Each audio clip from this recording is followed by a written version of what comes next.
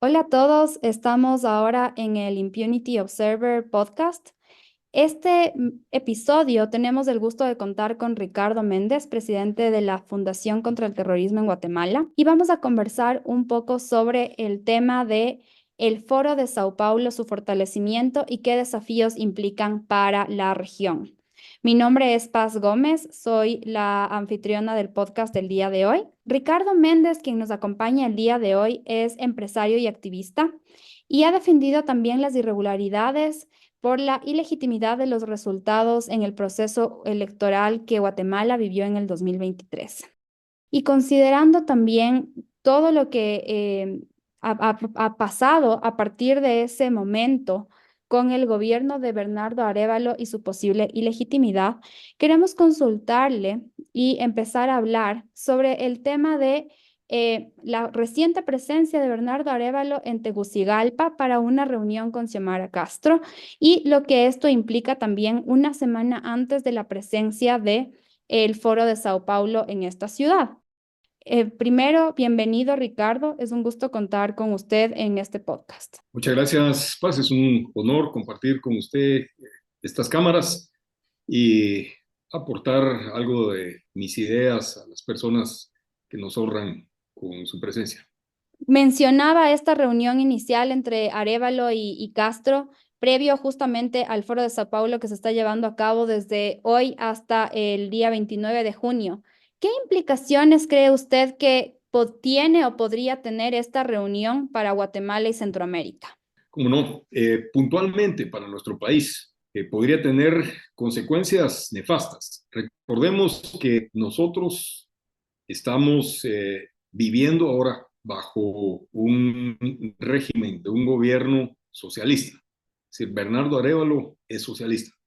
Es una persona que se ha identificado perfectamente con esa izquierda latinoamericana que es parte del Foro de Sao Paulo. Es más, usted lo acaba de explicar muy bien, la manera cordial en la que se se interrelacionan tanto Xiomara Castro con Bernardo Arévalo, un presidente que, como usted bien dijo, también un presidente impuesto por medio de un fraude por parte del Departamento de Estado de nuestro país, pues las consecuencias pueden ser funestas para Guatemala. Es decir, y ya lo están siendo, ya estamos viendo de qué forma nuestro país está siendo golpeado a consecuencia de que nos esté gobernando un socialista, y golpeado en todos los sentidos, en el sentido social, político y económico. Con tan solo 5 meses de gobierno ya nuestro país siente perfectamente esas repercusiones. Bernardo Arévalo, como usted bien sabe, pertenece a un partido político, el Movimiento Semilla, que lo más seguro es que sea cancelado por anomalías en su formación, un partido de extrema izquierda, obviamente. Entonces, las consecuencias para nuestro país, pues ya se están viendo, ya se están viendo. Las consecuencias para la región, bueno, mire, yo le diría que en este momento hay un país que podría ser inmune a los efectos de esto y es El Salvador, ¿verdad? Con un gobernante que ha demostrado hasta la saciedad que para él está antes que cualquier otra cosa El Salvador, la soberanía de su país y los intereses de sus ciudadanos. Al contrario de lo que sucede en Guatemala, en donde quien gobierna es el Departamento de Estado por interpósita persona, por medio de el señor Bernardo Arévalo. Habría que analizar un poquito aquí la historia del Foro de Sao Paulo. Recordemos que fue idea de Fidel Castro y de Ignacio Lula da Silva en un momento. Era una especie de salvavidas para Cuba, básicamente, ante la desaparición de la Unión Soviética. En ese entonces, Fidel Castro tuvo la esperanza de que fuera Brasil quien saliera en auxilio de la isla, de su isla, de la isla de su propiedad.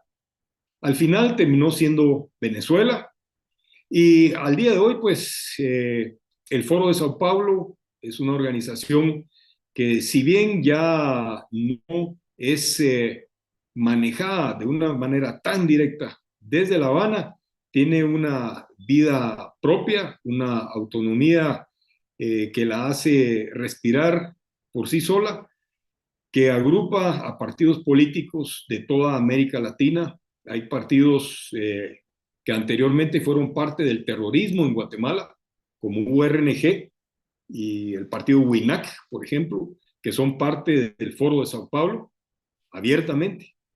Va a ser interesante definitivamente esta reunión del Foro de Sao Paulo en Honduras, que se llevará a cabo en breve, porque nos dará la oportunidad de ver quiénes son los políticos de Guatemala que van a asistir. Y yo creo que el fanatismo que inunda a los activistas que actualmente nos gobiernan no va a ser eh, un obstáculo, o más bien va a ser un acicate para que estas personas se desenmascaren y acudan a ese foro. Esto va a ser sumamente interesante porque creo yo que va a debilitar aún más, si es que esto es posible, la imagen de Bernardo Arévalo en Guatemala. Eh, un gobernante que tiene una imagen sumamente desgastada. Mire, y en ese sentido creo yo que el Foro de Sao Paulo podría aportar algo positivo para nuestro país. Mire, aquí hay dos cosas muy interesantes. Nos puede hacer daño, puede ser de consecuencias funestas para Guatemala, pero por otro lado, al identificarse Bernardo Arévalo y los miembros de su partido con el Foro de Sao Paulo, como estoy seguro que lo van a hacer, esto lo que va a hacer es terminar de debilitar aún más a Arévalo ante los ojos de los guatemaltecos. Yo no sé si usted está enterada, seguramente sí, que hubo una encuesta de la empresa Sid Gallup que me parece que fue patrocinada por el mismo gobierno y que al principio se manejó exclusivamente entre en las esferas oficiales, que posteriormente se filtró a las redes sociales y que demuestran que Bernardo Arévalo al día de hoy tiene una aceptación entre los guatemaltecos que va en caída libre, que va en una estrepitosa picada. Entonces, en ese sentido, creo yo que el Foro de Sao Paulo puede ser positivo para Guatemala, al terminar de desenmascarar a Bernardo Arévalo como lo que realmente es decir, un comunista solapado de ese socialismo light o de ese centro izquierda que él ahora quiere aparentar, cuando todos sabemos perfectamente que lo que es él y la camarilla que lo rodea son personas con un pensamiento marxista que quieren para Guatemala un régimen socialista, ni más ni menos. Y retomando un poco sus últimas palabras, en una parte del documento base que utilizan siempre los de Foro de Sao Paulo para sus reuniones, menciona que Cuba, Venezuela, Nicaragua, como, y aquí abro comillas, victorias electorales para frenar el neofascismo, eh, han sido, digamos, productivas en este tiempo, ¿no? Y es algo que se menciona como en los antecedentes del documento base. Y me parece algo bastante grave, ¿no? Porque más allá de hablar de ideologías, en este punto estamos hablando de un tema de totalitarismo, que trasciende ya tema de izquierdas, derechas y pasa a un tema de afectación de derechos, libertades y de democracia. Ante esta afirmación, ¿qué pueden hacer los países latinoamericanos para evitar que el foro, digamos, y las organizaciones que forman parte de ellos, como usted bien ha mencionado, Semilla no es parte del foro, pero está evidenciando esta relación cercana que existe y que posiblemente se acabe de evidenciar en estos días? ¿Cómo pueden hacer las oposiciones? ¿Cómo pueden hacer los países para frenar o impedir que se tome el poder? Podemos seguir mencionando un poco más del caso de Guatemala, pero ¿cuál sería el diagnóstico? Considerando que también el Foro de Sao Paulo utiliza como una hoja de ruta, ¿no? Para llegar y mantenerse en el poder. Yo creo que lo primero que tenemos que hacer es vernos precisamente en el espejo de esos tres países que usted acaba de mencionar, Cuba, Venezuela y Nicaragua. Son tres países que están en ruinas, tres países en los que se adolece precisamente de democracia. en los que se vive bajo una dictadura, en donde la gente está pasando por unas penas terribles, incluso para poder comer. Cuba ni siquiera existe hoy en el panorama mundial. Dese cuenta usted cuándo fue la última vez que usted supo algo de Cuba. Cuba no existe. Cuba es un zombie, es un fantasma. Y Venezuela sigue exactamente por ese mismo camino, y no digamos Nicaragua. Mire, es importante en este momento retomar las riendas de la educación de nuestra juventud. Eso es básico. Y aquí quisiera yo citar a Antonio Gramsci, que es el pensador marxista que ideó precisamente lo que está sucediendo el día de hoy, pero hace casi 100 años. Él ideó lo que está sucediendo hoy, la hoja de ruta que siguieron los comunistas, que ya no fue la revolución armada, sino que fue el marxismo cultural, que es lo que ahora conocemos como la corrección política, ¿verdad? Es decir, tomar la educación, capturar la familia, capturar la iglesia, ¿verdad? Él lo planteó en su oportunidad de esa manera.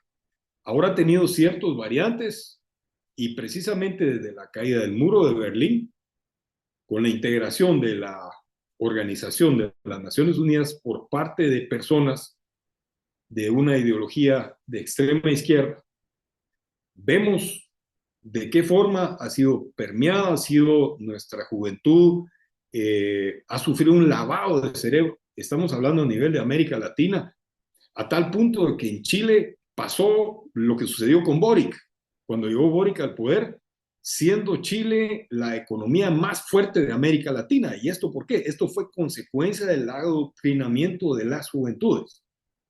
Lo mismo podríamos decir que sucedió en Colombia. En su oportunidad lo mismo sucedió en la Argentina. Ahora, en Guatemala, Guatemala es un caso absolutamente distinto, porque Guatemala es un país conservador. Y aquí el Departamento de Estado, que forma parte ahora de esa agenda perversa, lo que hizo fue llevar al poder, como antes dije, a una persona por medio de un fraude, una persona que está ocupando el 12º lugar hacia abajo en las encuestas, obviamente, y que de repente resulta en el 2º lugar en las elecciones generales del año pasado y lo encaraman a la presidencia de la República. Entonces, ¿qué es lo que tenemos que ver? Vernos en el espejo de esos tres países, saber y estar conscientes de que no ha habido un solo país, paz, que haya salido adelante bajo un régimen socialista. Ninguno. Si usted me pudiera mencionar tan solo uno, entonces yo me retractaría de mis palabras. Yo pediría disculpas por lo equivocado de mi criterio, pero estoy seguro de que estoy en lo cierto. No me puede mencionar un solo ejemplo de un país socialista que en América Latina, ni en el mundo siquiera, haya podido salir adelante bajo un régimen de ese tipo, ¿verdad? Es falso que los países nórdicos sean socialistas. Y ellos mismos han gastado enormes cantidades de dinero y ríos de tinta en explicarle al mundo que ellos no son socialistas, porque eso los daña. Ellos saben que los daña. Entonces el discurso de que Suecia, de que Dinamarca, de que Noruega son socialistas y que nos veamos en ese espejo y que nosotros podríamos llegar algún día a alcanzar ese grado de bienestar, es falso. Esos no son países socialistas. Esos son países capitalistas que funcionan de una manera diferente, totalmente. Pero en América Latina no existe un solo ejemplo, ni uno, que me haga a mí retractarme de mi opinión. Entonces yo le llamo la atención principalmente a la juventud en ese sentido. El socialismo no es el camino. Y mire, aquí hay otra cosa. Estas personas, gente como Arévalo, gente como Semilla, ellos, salvo rarísimas excepciones, de las cuales yo no puedo recordar en este momento una sola, nunca aceptan que son gente de izquierda. Es más, dicen que las ideologías ya no existen, que la izquierda y la derecha no existen, cuando al día de hoy están más vigentes que nunca, la izquierda y la derecha.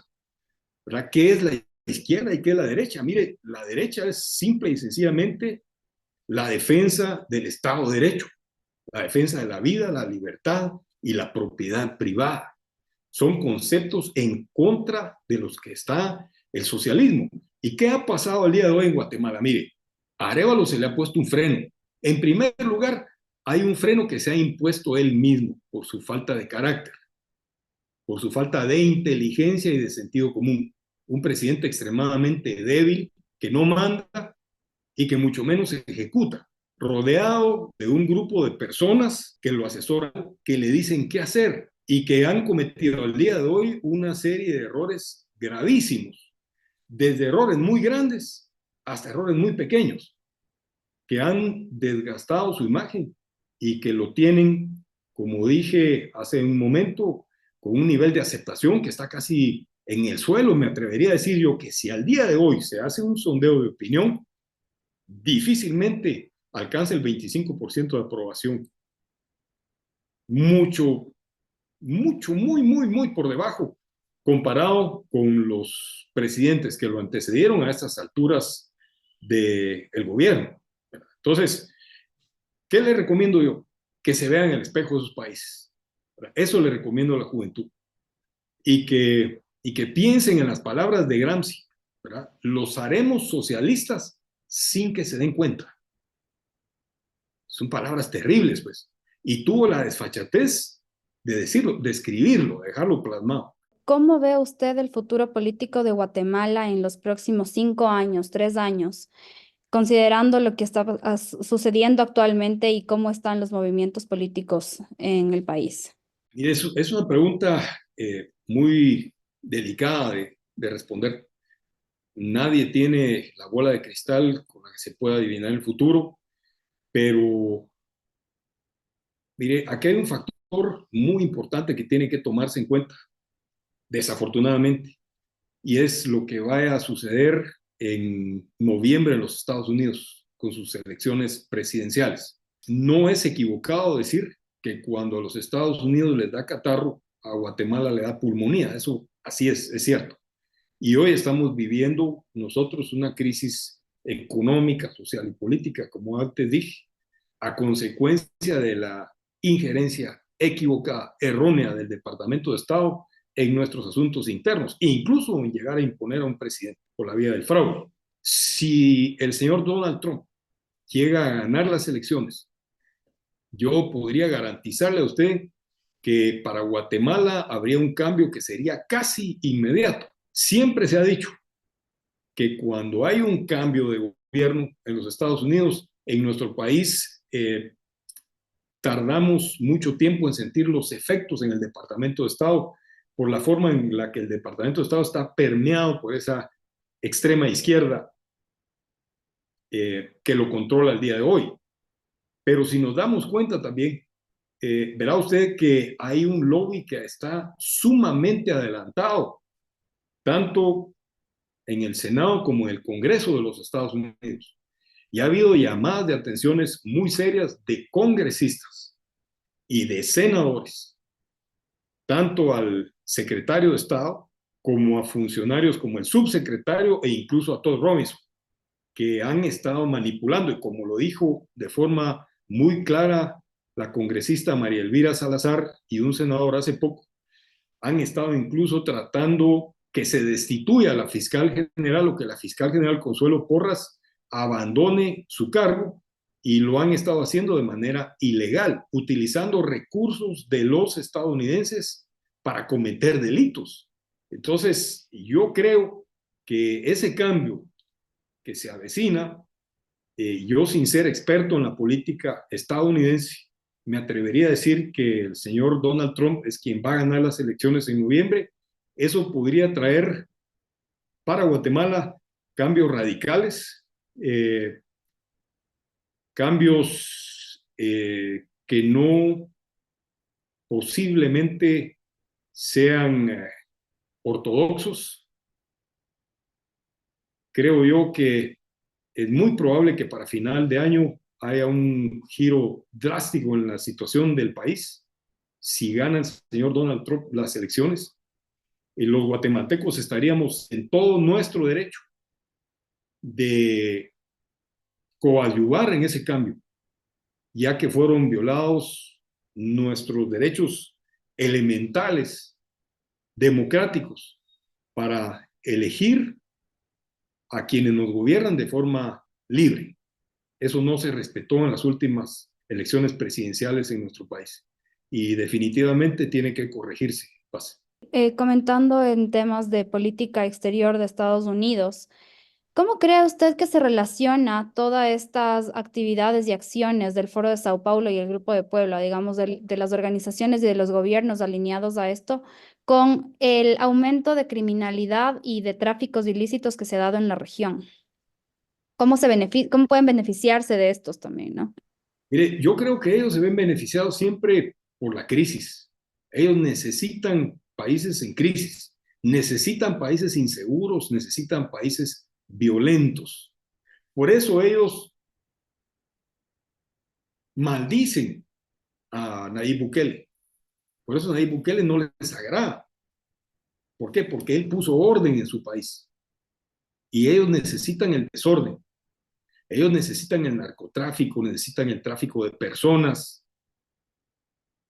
necesitan la inestabilidad. Es algo que no entiendo yo por qué el Departamento de Estado no lo comprende, o tal vez no lo quiere comprender, esa es la respuesta, ¿verdad?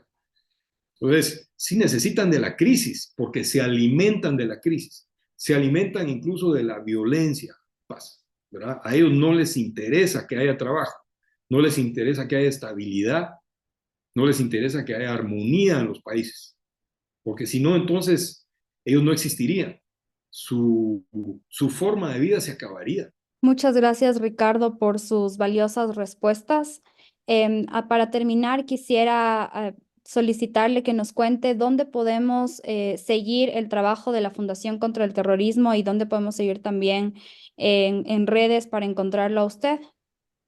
Sí, como no, en la página de la Fundación contra el Terrorismo, FCT Guatemala, también Ricardo Méndez Ruiz, bajo ese nombre estoy en la red X principalmente, ahí es en donde se da la batalla ideológica en Guatemala. Les recomiendo mucho que sigan también al el licenciado Raúl Falla Ovalle, Falla Ovalle o Raúl Falla, es su dirección en X. También les recomiendo mucho que sigan la página del Ministerio Público, ¿verdad? Hay que seguir a personas como el licenciado Rafael Curruchiche, por ejemplo, ¿verdad? Y les recomiendo, sí, a las personas que abran, si todavía no lo tienen, su perfil en Twitter, hoy conocido como X, porque ahí es en donde se lleva a cabo, en donde se lleva a cabo el debate político. A veces de altura, a veces no tanto, ¿verdad? Pero es ahí. Gracias, Ricardo. Nos quedamos con ganas de seguir conversando contigo y con todo lo que conoces. También mencionar que en Impunity Observer seguiremos cubriendo todo esto con respecto a lo que se está dando con el Foro de Sao Paulo, así como también hemos cubierto el tema de la investigación de la Fiscalía con respecto a a las irregularidades en las elecciones en el caso de Guatemala. Por lo que también ahí pueden encontrar información y los canales y las personas que ha recomendado Ricardo para que ustedes lo sigan también estarán disponibles en las notas de este episodio. Gracias, Ricardo. Gracias a usted, Paz, muy amable.